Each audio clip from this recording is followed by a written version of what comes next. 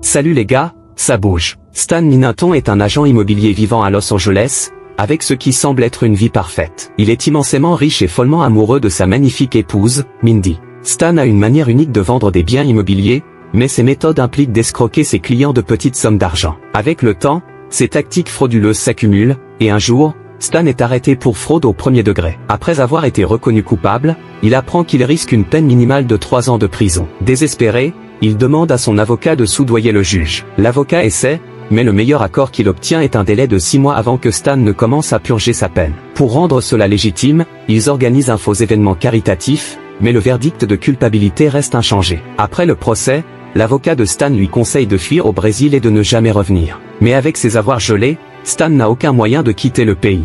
Il est contraint d'attendre son incarcération, rongé par la peur et le regret. Au fil des jours, il devient de plus en plus anxieux et tente de profiter au maximum du temps qui lui reste. Lors d'un rendez-vous avec Mindy, elle lui suggère d'avoir un enfant pour ne pas se sentir seul pendant son absence. Stan rejette l'idée, craignant que l'enfant doive être adopté si quelque chose lui arrive en prison. Sa réponse crée une tension, et Mindy s'en va furieuse, laissant Stan coupable et perdu. Bouleversé, Stan prend la voiture et finit dans un bar. En buvant, il remarque un homme avec un tatouage de prison et lui offre 100 $ pour obtenir des conseils sur la survie en prison. L'homme dresse un tableau sombre, les gardiens ne se soucient pas de la violence ou des décès des détenus, tant qu'il n'y a pas d'évasion. Il avertit Stan qu'un homme comme lui sera probablement une cible sexuelle. Horrifié, Stan comprend que ses craintes sur la vie en prison pourraient être justifiées.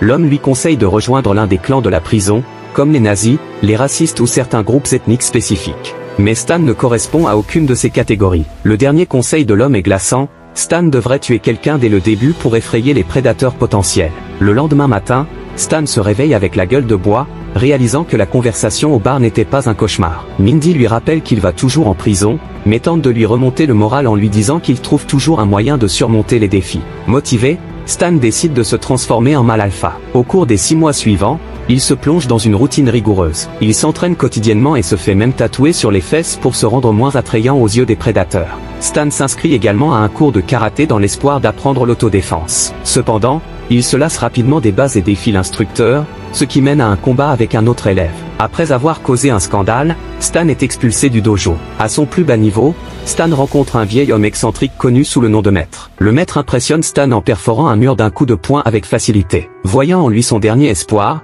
Stan invite le Maître à vivre chez lui et Mindy pour l'entraîner à l'autodéfense, au grand agacement de Mindy. Le vieil homme étrange emménage et commence un programme d'entraînement peu conventionnel. Dès le premier jour, le Maître réveille Stan à 5 h du matin en lui versant du sang de foie animal sur le visage. Il insiste également pour que Mindy prépare un smoothie à base de pancréas de bœuf et de langue de cheval pour le petit déjeuner de Stan. L'entraînement devient de plus en plus étrange et douloureux. Le Maître frappe Stan avec des bâtons enflammés, le suspend par la peau et l'oblige à manger des scorpions et des serpents. Mindy devient de plus en plus frustrée par les habitudes de fumeur du Maître et ses demandes bizarres. Finalement, elle pose un ultimatum à Stan, soit le Maître part, soit c'est elle qui s'en va. Une nuit, Stan organise un faux cambriolage pour aider Mindy à comprendre la peur qu'il ressent en pensant à la prison. Mais lorsqu'elle réalise que tout cela est une mise en scène, elle est furieuse. En faisant ses valises, elle dit à Stan qu'elle ne peut plus rester avec lui et s'en va. Le Maître, en revanche, est ravi de son départ. Sans distraction, il pense que l'entraînement de Stan peut devenir encore plus intense. Pendant les 5 mois suivants, Stan subit des séances d'entraînement éprouvantes. Avec le temps, il surprend le Maître en tenant tête lors des combats. Pour un test final, Stan retourne au dojo de karaté qu'il avait autrefois expulsé. Cette fois, il bat facilement l'instructeur, prouvant ainsi ses compétences. Avec son entraînement terminé, Stan se sent confiant et prêt à affronter la prison. Le jour de sa condamnation, le Maître et l'avocat de Stan le déposent au tribunal. Mindy, bien que séparée, observe secrètement depuis sa voiture. Alors que Stan entre dans le tribunal, après sa condamnation, il est transporté en prison dans un bus. Pendant le trajet, un autre détenu tente de le toucher de manière inappropriée, mais Stan riposte immédiatement, montrant ainsi sa nouvelle force. À la prison, les détenus sont accueillis par le directeur Gask.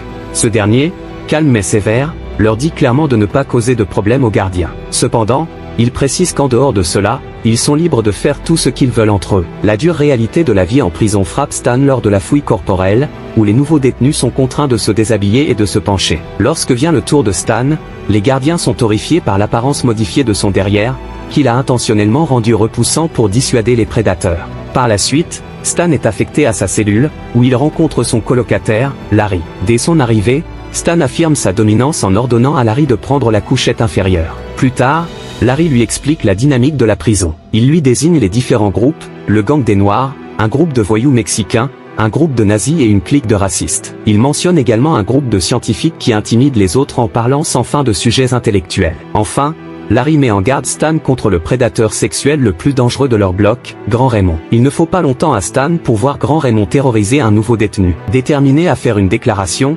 Stan affronte courageusement Raymond devant toute la prison, utilisant les techniques d'autodéfense apprises auprès du maître. Il bat Raymond avec facilité. Sa victoire attire l'attention de Patterson, le chef du groupe nazi, qui invite Stan à les rejoindre. Stan surprend tout le monde en battant également Patterson peu après. Il est alors approché par le groupe afro-américain, en colère contre lui pour avoir combattu Grand Raymond. Essayant de détendre l'atmosphère, Stan plaisante en affirmant qu'il est aussi noir. Le groupe, cependant, ne trouve pas cela drôle. Leur chef ordonne à ses hommes de l'attaquer, et une autre bagarre éclate. Stan les met tous à terre sans difficulté, tandis que les gardiens, clairement divertis, regardent la scène sans intervenir. Après ces incidents, la réputation de Stan monte en flèche. Les détenus commencent à l'appeler Grand Stan, et partout où il passe, il s'écarte de son chemin. Robbie, un jeune détenu que Stan avait sauvé de Grand Raymond plus tôt, vient le voir pour le remercier. Mais Stan l'ignore, insistant sur le fait qu'il n'a combattu que pour lui-même. Plus tard, le directeur Gasque convoque Stan dans son bureau. Il lui révèle que son affectation à cette prison n'était pas un hasard.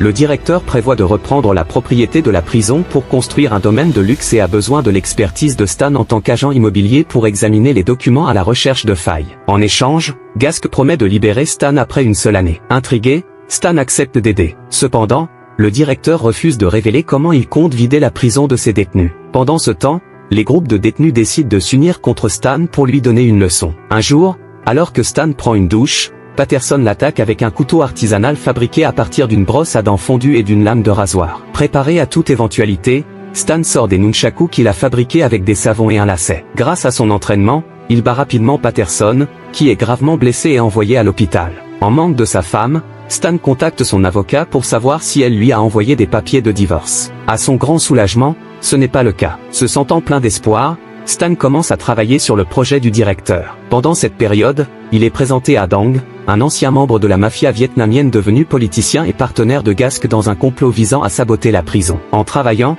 Stan surprend une conversation entre Gasque et Dong. Il prévoit de provoquer des violences entre détenus afin d'obliger les gardiens à tirer sur plusieurs prisonniers. Cela donnerait au conseil d'administration une raison de fermer l'établissement, permettant à Gasque de récupérer le terrain pour son projet personnel. Choqué par la gravité de leur plan, Stan se sent responsable de protéger les détenus, bien que beaucoup d'entre eux le détestent. Déterminé à agir, il organise une réunion avec les prisonniers pour établir de nouvelles règles.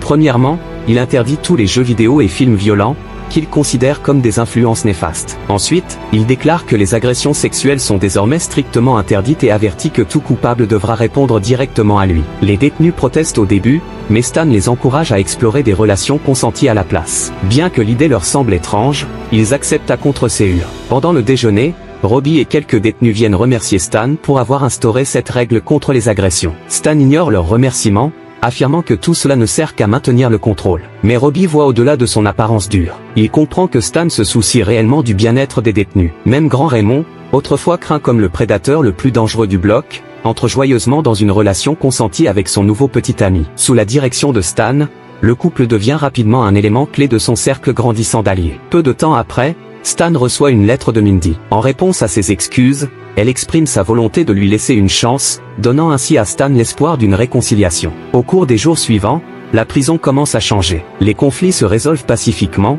et les détenus sollicitent souvent les conseils de Stan. Petit à petit, l'atmosphère de la prison se transforme en une harmonie inattendue. Un jour, Mindy rend visite à Stan en prison, et ils partagent un moment émouvant ensemble. Cependant, leur échange est brutalement interrompu lorsque le directeur Gasque fait irruption dans la cellule de Stan. Furieux de l'influence croissante de Stan sur les détenus, Gasque l'accuse de saboter son plan visant à déstabiliser la prison. Il le menace froidement, avertissant que Dong le tuera s'il ne suit pas les ordres. Le lendemain, Stan consulte son avocat, qui lui conseille de coopérer avec Gasque, expliquant que le directeur détient un pouvoir considérable. Se sentant vaincu, Stan annonce aux détenus que leurs problèmes ne le concernent plus et leur dit de revenir à leurs anciennes habitudes. L'harmonie qu'il avait instaurée s'effondre rapidement, et des bagarres éclatent, anéantissant tous ses efforts. Robbie tente de raisonner Stan à la cafétéria, mais ce dernier, agacé, jette son assiette et lui ordonne de partir. Même Larry, son compagnon de cellule, est visiblement déçu par son comportement. Alors qu'il tente de s'éloigner, Stan l'arrête et lui murmure discrètement de rester éloigné de la clôture métallique à midi.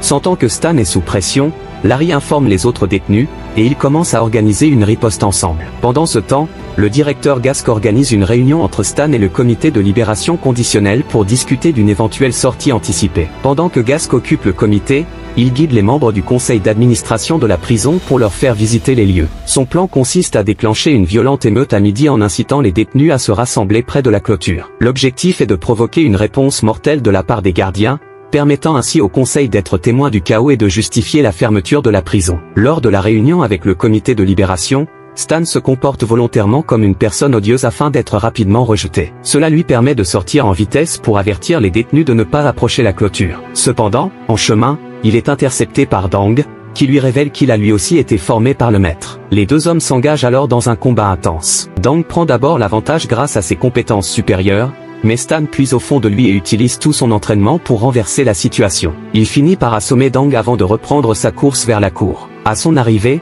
les détenus se sont déjà rassemblés près de la clôture, armés et prêts à en découdre. Les gardiens s'apprêtent à ouvrir le feu, mais au moment où la tension atteint son paroxysme, les détenus surprennent tout le monde en exécutant une danse chorégraphiée sur une musique mexicaine entraînante. Le spectacle inattendu laisse tout le monde sans voix, tandis que Gask, fou de rage, tente de reprendre le contrôle. Hors de lui, il attrape une arme et tire en l'air, ce qui alarme encore plus les membres du conseil. Voyant le comportement instable de Gask, le conseil décide immédiatement de prendre des mesures contre lui. Avant que Gask ne puisse se venger de Stan, Mindy intervient pour le protéger. On découvre alors que Mindy s'est entraînée avec le maître pendant 6 mois, maîtrisant elle aussi les techniques de combat. Grâce à ses compétences, elle parvient à défendre Stan contre la colère de Gask. L'histoire fait ensuite un bond dans le temps. 3 ans plus tard, Stan a purgé sa peine et est enfin prêt à rentrer chez lui. Alors qu'il s'apprête à partir, ses anciens compagnons de cellule se rassemblent pour lui dire au revoir. Même Patterson, autrefois son rival, lui rend hommage en révélant un tatouage du visage de Stan sur son ventre, en signe de respect pour l'homme qui a transformé la prison. À l'extérieur des portes de la prison,